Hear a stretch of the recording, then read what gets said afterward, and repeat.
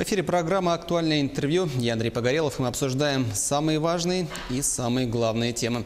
Сегодня гость нашей студии – специальный представитель президента Российской Федерации по вопросам цифрового и технологического развития, также директор направления «Молодые профессионалы» Агентства стратегических инициатив Дмитрий Песков. Дмитрий Николаевич, здравствуйте. Рады приветствовать вас в нашей студии и в том числе в Якутии. Добрый солнечный день. Знаковое событие произошло сегодня в столице Якутии. Открылось пространство коллективной работы «Точка кипения». И, конечно же, многие понимают, что будущее за креативными индустриями. И вот первый вопрос. Вот, на ваш взгляд, какие точки роста могут стать определяющими для Якутии? И вот если хотелось бы услышать, наверное, конкретные какие-то вот ответы.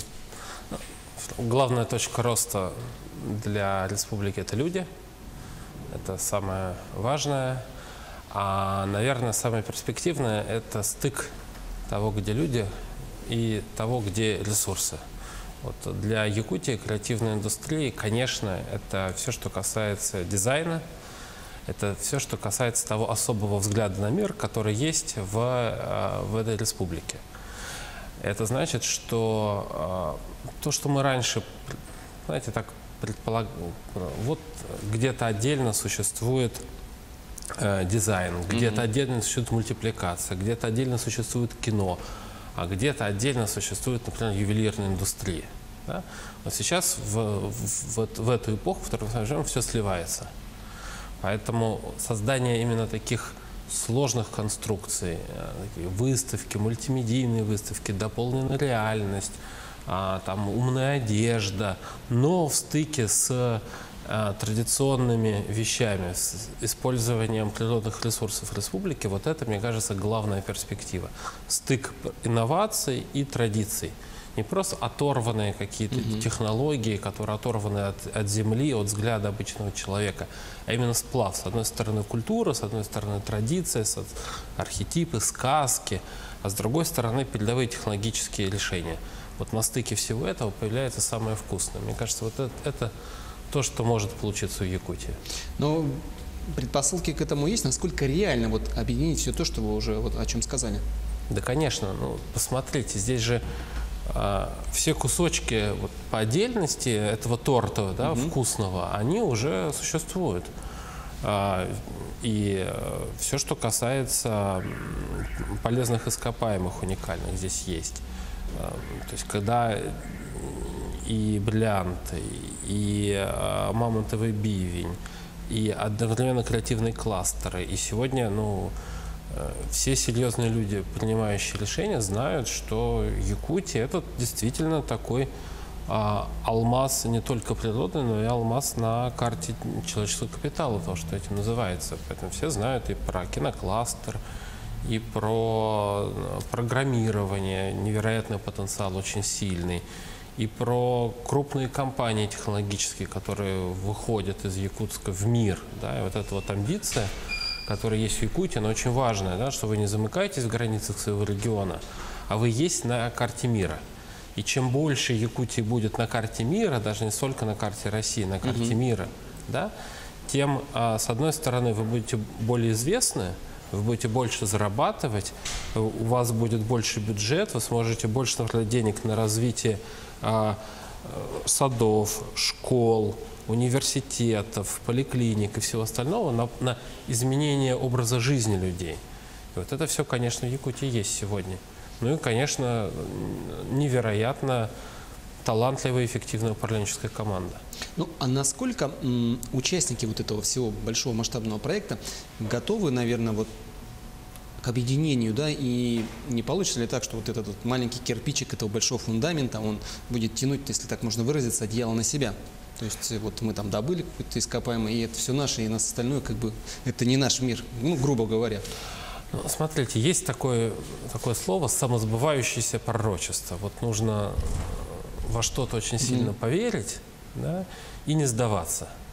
И всем вместе идти. Это самое сложное. В какой-то момент поменять свое отношение, что тебе надо там не обмануть другого, не каким-то образом этому обокрасть, чтобы у тебя было больше, а у него было меньше, да, а научиться работать на общее благо.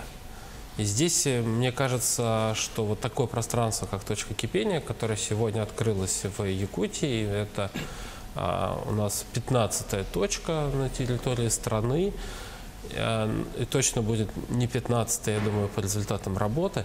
Это вот место, где можно договориться, где можно пощупать этот взгляд в будущее, вот этот вот образ, придумать свой проект, найти про него инвестора, человека, который вложит туда денег, и который будет, с одной стороны, ты на этом заработаешь, но и ты поменяешь жизнь людей вокруг себя. Вот это очень важно. Дмитрий Николаевич, ну, одним из первых приоритетов в программе руководителя нашего региона Айсена Николаева стоит сохранение и приумножение человеческого капитала республики, а также создание кардинально нового качества образования. Вот агентство стратегических инициатив, мы знаем, уже продвигает идею создания совершенно новой системы подбора кадров. Вот как можете прокомментировать? Ну, здесь надо не комментировать, здесь надо уже пользоваться.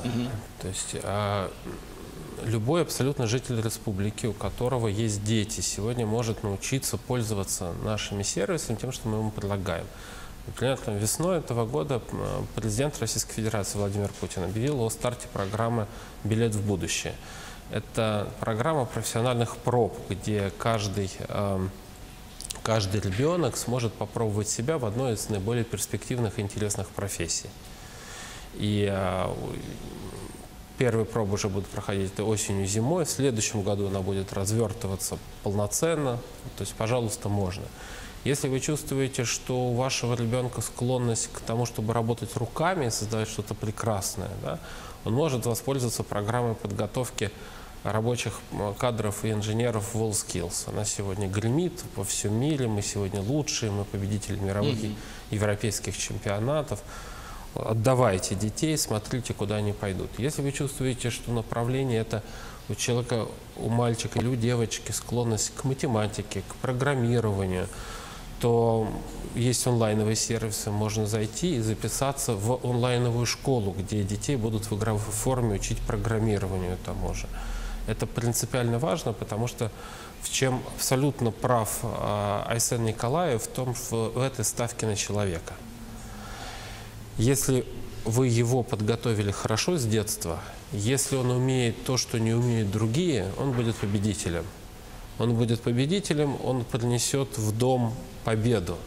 Вместе с победой он принесет в дом призы.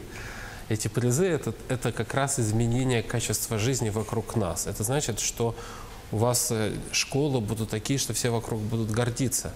А выпускники будут зарабатывать деньги и оставлять их в бюджете, так или иначе, налогами, своими покупками, покупкой более хороших домов энергоэффективных, да, поиском новых технологических решений, потому что вы сами тогда не захотите жить хуже. Это вот внутри будет такое, что вот мне жизнь вокруг такая беспробудная, и вот как бы напьюсь и лягу, и больше ничего делать не буду. Да? Ну, а кто и как, перебью вас, может стать участником программы «Билет в будущее»? Еще раз, любой школьник сможет в ближайшее время, что называется, следите за объявлениями, пройти соответствующее тестирование в онлайне. И по результатам этого тестирования ему предложат попробовать себя вот в той или иной профессии. Даже не в одной, он сможет сделать в одной, в двух, в трех и найти себя, найти свое будущее. Еще раз, любой, никаких исключений не будет. Ну, если вот еще вот немного поговорить все-таки о WorldSkills, который вы уже сейчас затронули, вот как вы вообще оцениваете влияние таких направлений на повышение престижа и востребованности вообще рабочих профессий? Ну, оно невероятное. У нас сегодня в многие колледжи конкурс выше, чем вузы. И, конечно, когда ты знаешь, что ты можешь пойти получить перспективную профессию, неважно какую, там тоже ювелирное дело или та же сварка, и выйти из или работа на там токарных станках с числовым программным управлением. И наши победители, они выходят из колледжа, и за ними бегают работодатели. Кстати, вы выходите, а вокруг кастинг. Только не вас выбирают, а вы выбираете, кому пойти. И у нас прекрасные истории, когда победители WorldSkills, им еще нет 20 лет, они зарабатывают 200 тысяч рублей и больше. Или открывают собственное дело. У нас очень много случаев, когда девочка пошла учиться парикмахерскому искусству, у нее получилось, она вместо того, чтобы пойти куда-то еще, открыла свой салон. И этот салон там пользуется популярностью, потому что WorldSkills — это бренд, это сила. И, конечно, самый прямой сегодня, самый быстрый карьерный лифт для родителей, самый быстрый социальный лифт – это чемпионат WorldSkills. Ну, отдельный вопрос – это развитие арктических территорий. Насколько вообще реально сегодня вот повышение инвестиционной привлекательности этих районов? Ну, во-первых, реально. И мы видим, что в том числе климатические изменения, и это для такой республики, как Якутия, в потенциале очень успешный тренд. Да? Это то, что здесь во многом изменит правила игры. Сейчас в север, в Арктику приходят высокие технологии, и космическая связь, и новые транспортные решения. И вот это вот сочетание этих новых транспортных и космической связи, у вас там появляется информация, появляется интернет, и, конечно, тогда эти территории становятся гораздо более привлекательными с точки зрения инвестиций в тех людей, которые там живут. Вот. Но и государство сегодня очень активно смотрит на то, как развивать, конечно, и традиционные направления, их ни в коем случае нельзя бросать. Поэтому эксплуатация природных ресурсов, поиск новых – это то, что останется во внимании государства.